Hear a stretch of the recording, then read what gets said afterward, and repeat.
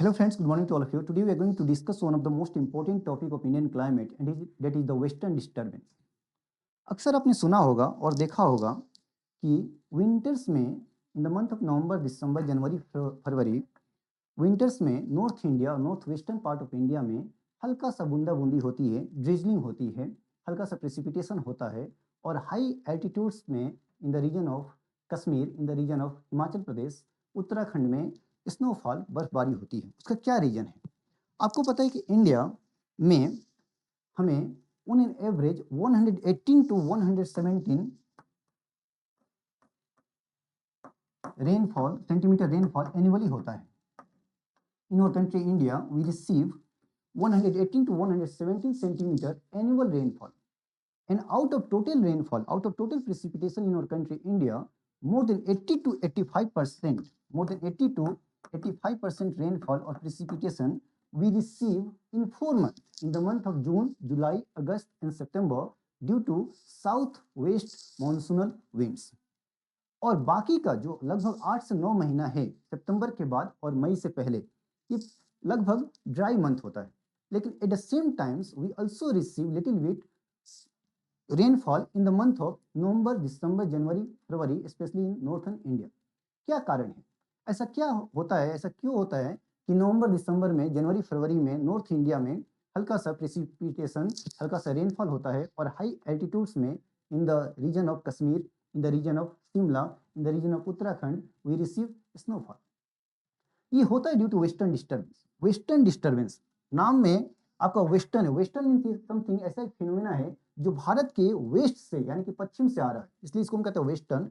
और डिस्टर्बेंस क्यों? क्योंकि इसके आने से पहले मौसम बिल्कुल शांत रहता है, स्टेबिलिटी रहती है। लेकिन जैसे ही ये फिनोमेना होता है, स्टार्ट होता है, तो हल्का सा ड्रिजलिंग, स्नोफॉल होने शुरू हो जाती है, हवा की जो गति है, विंड की जो स्पीड है, थोड़ा सा बढ़ जाता है।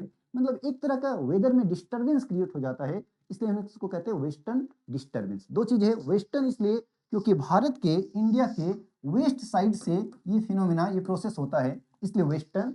और इसके आने से पहले मौसम बिल्कुल शांत रहता है, स्टेबिलिटी रहती है। आने के बाद एक प्रकार का डिस्टर्बेंस क्रिएट हो जाता है, इसलिए हम इसको कहते हैं वेस्टर्न डिस्टर्बेंस। अब ये वेस्टर्न डिस्टर्बेंस होता क्या है? Now listen carefully and try to understand what I exactly want to say. Western disturbance is a type of extratropical cyclones or temperate cyclones or weak depression which generates or which originates in the region of Mediterranean Sea. See here, in this region, in the region of Mediterranean Sea, at the boundary of Europe and Africa, a extratropical cyclone or temperate cyclones or weak depression is created. And these extratropical cyclones or weak depression or temperate cyclones take the moisture from the Mediterranean Sea, Black Sea, Caspian Sea, part of Persian Gulf and get blocked by the Himalaya and gives rainfall in northern India, in the state of Punjab, Haryana, Western UP, some part of Rajasthan, and at high altitudes in the region of Kashmir, in the region of Shimla, in the region of Uttarakhand, it gives snowfall. अब आप सभी को पता है कि extra tropical cyclones या temperate cyclones या week depression कैसे बनते हैं?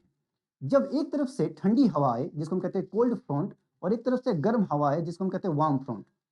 And when the cold air mass and warm air mass, in other words we can say it, when the cold front and the warm front collided with each other and due to Coriolis force it started to circulate, it create the extra tropical cyclones and temperate cyclones also known as weak depression. अब होता क्या है,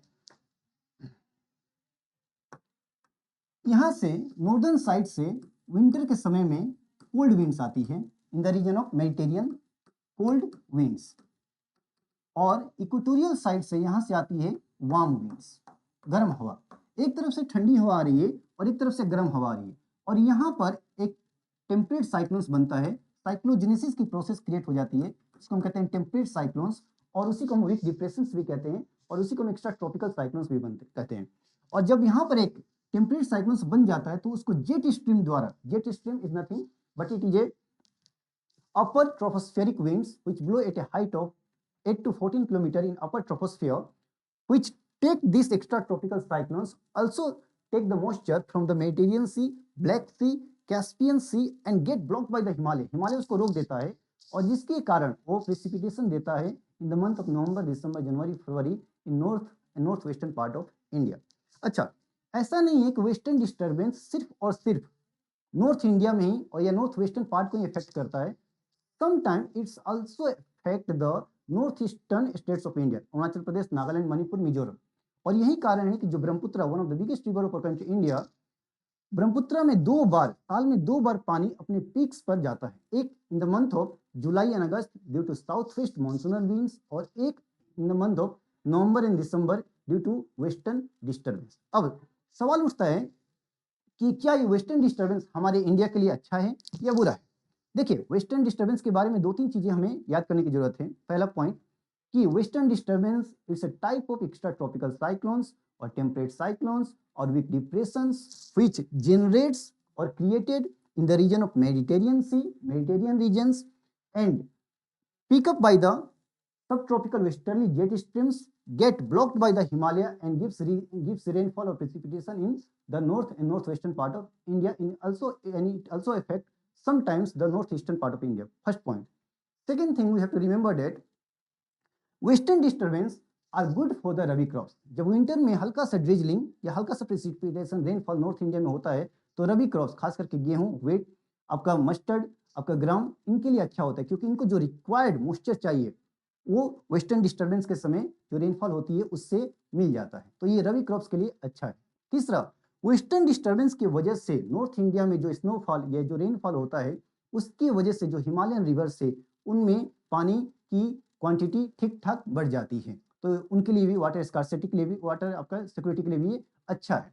और western disturbance के बारे में एक चीज और आपको याद रखना है भारत में कि western disturbance are winter rainfalls which take place in winters in the month of November, December, January, February. But at the same times, we also have to remember that all rainfall or precipitation in India are not due to western disturbance.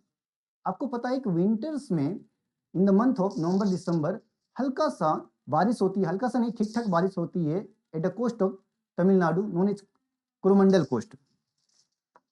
ये अपना India है। India में winter में Coromandel coast, जो कि तमिलनाडु का coast है, तमिलनाडु के ईस्टर्न में यहाँ पर कोरोमंडल कोस्ट है, यहाँ पर भी रेनफॉल होती है in the month of November December. लेकिन ये वेस्टर्न डिस्टर्बेंस के कारण नहीं होती है। आपको ये याद रखना है कि ये होती है जब आपकी मॉनसूनल विंड्स रिटर्न होती है।